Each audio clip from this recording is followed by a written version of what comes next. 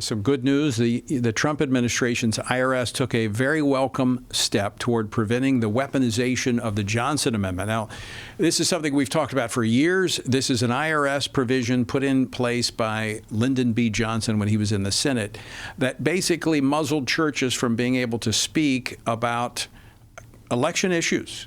Well, the IRS entered into a consent decree over a case that was filed. We helped work with the religious broadcasters. Mike Ferris was handling the case, and yesterday they signed this consent decree.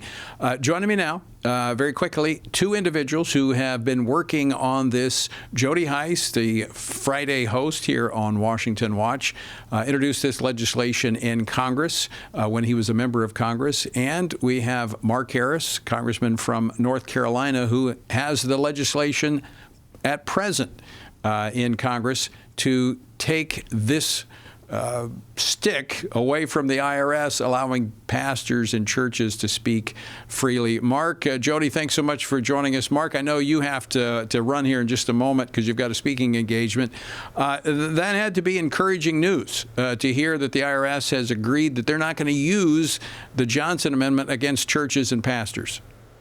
Well, it really was, Tony. It's great to be with you today, and certainly our prayers go out. And as I was listening in your prior segment to Lieutenant Governor Patrick, man, what a champion he has been, and watching him throughout this week has been incredible. I know they're exhausted, and all of the prayers of the nation are right there with them in this time. And I love that he asked us to pray for the next 30 days. But yes, this is an opportunity that I feel like has come along. It certainly was encouraging because really a lot of things that were in this consent judgment were the very things that are in the bill that we introduced called the Free Speech Fairness Act that I know Jody had worked on previously, and Speaker Johnson and Leader Scalise had also helped carry the water on this bill. But as I read the report, it was so encouraging because really the things that they put in this consent judgment are the very things that we said in this bill that would no longer cause the IRS to be able to place this cloud over the pulpits of America, and the pastors would be free to speak. And when they are carrying on their normal course of events, which include preaching a sermon, it is not a crime to speak, even endorsing a political candidate. And how grateful I was for those that stepped up and filed the lawsuit. And then yesterday, this settlement was made, a consent judgment was entered, and I'm encouraged, my friend.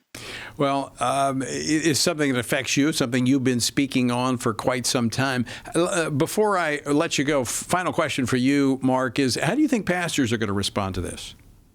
Well, I hope pastors respond by recognizing that this is a victory. It's a victory that pastors need to understand that we can no longer be intimidated. We can no longer allow the IRS to somehow bully us into telling us what we can say and cannot say. Now, I want to caution, our work's not done. It's critically important that this Free Speech Fairness Act get passed by this Congress, and we're going to continue to work on it because this consent judgment only mentions houses of worship, and our bill talks about nonprofits. And so we want all of our C3s to be free, and we don't want the IRS to be able to hold us hostage with some kind of threat of losing our C3 status by giving up our freedom of speech. So I just hope pastors recognize what an opportunity this is, take advantage of the opportunity to understand that we've been free to speak all along, and now the court of the IRS is agreeing, and we certainly want to make sure this becomes law so that a change in administration sometime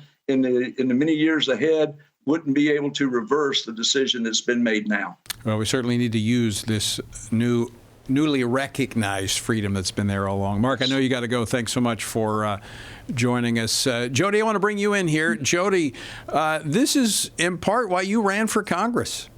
No, there's no question about it. As a pastor, we had a couple of battles that took on national focus, one with the ACLU involving the Ten Commandments and the other with the IRS involving the Johnson Amendment. And I was honored to be one of the original 33 pastors that challenged this IRS code. And this is the issue that drove me to Congress. In fact, twice While I was there, we got a repeal of the Johnson Amendment passed in the House.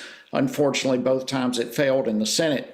But I'm so grateful for Congressman Mark Harris for carrying the water now to continue pushing forward for a repeal of the Johnson Amendment. This is government censorship of what can and cannot be said in churches. And if you do pass some nebulous line, then the government can come in, take away tax exempt status, and even some criminal behavior can come behind that. So this is it's about time that the IRS recognize that Right. the amendment applies to churches. I mean, we at Family Research Council, we've been involved with Alliance Defending Freedom for probably 15, 16 years on this. And I know you were a part of that original group of pastors we actually recruited to preach these sermons and challenge the IRS to come after them. Of course, they never did that because they knew this would never stand up in court. And I think this is a part of the consent decree, is that the IRS knew they couldn't win this case. But the finality is needed here, I think, as Mark said, to remove it completely from the books. I do think, in talking with Mike Ferris, and he's going to come on later in the week probably and talk about this, that this consent decree will be binding upon future administrations. It's not the same as an executive order. So it'll be a little more difficult for this to be resurrected in the future. But nonetheless, as Mark did point out, this is only pastors and churches, and this would allow them to be free to speak to these issues, including candidates. But it stops, of course, and I agree with this, it stops with expenditures that would somehow support candidates. And that's not what pastors are looking for anyway. That's right. And there needs to be some proper boundaries in place. But when the church is speaking to the church community, they have a right to speak what they believe and to speak biblical truth into Right. what's happening into our culture and candidates who support biblical principles. And the church's mission is to be salt and light and take that message beyond the walls of the church. So I'm really just thrilled to death. It's been a joyful day here in our home celebrating this decision. Well, you know, you and I were texting early this morning. I was actually, when you were texting me, I was on the elliptical. So I was trying to text on the elliptical. But, you know, oftentimes the fruit of our labor is harvested by others. And you were early on in working this ground, tilling the ground, planting the ideas, speaking to this, championing the issue on Capitol Hill, and then you have a right to rejoice in the fruit being picked. The national religious broadcasters, Mike Ferris, coming in, doing some of this hard work and lifting. But you were there at the beginning, and we appreciate you, Jody.